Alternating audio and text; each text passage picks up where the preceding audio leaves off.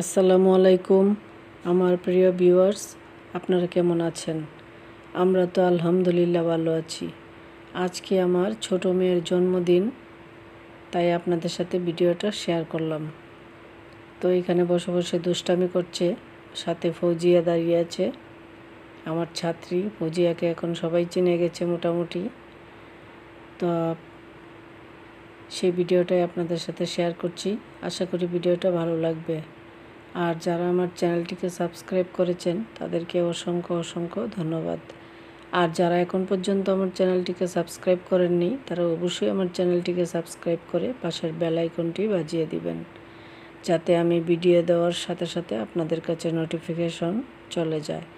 তো যাই হোক, এখানে বড় মেয়ের জামাই কেক নিয়ে এসেছে ছোট মেয়ের জন্য।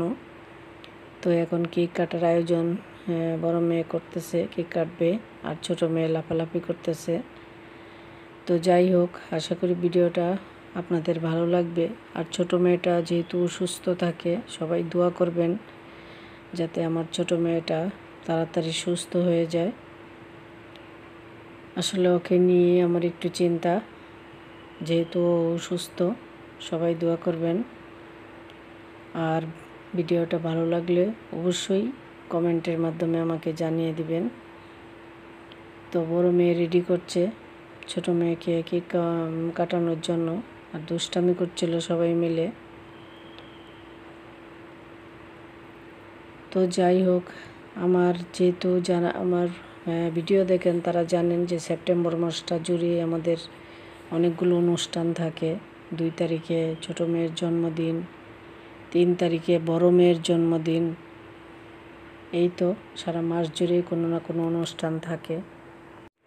Happy birthday to you, happy birthday to you, happy birthday to you Tushi, happy birthday to you, happy birthday to you, happy birthday to you, happy birthday to you Tushi, happy birthday to you.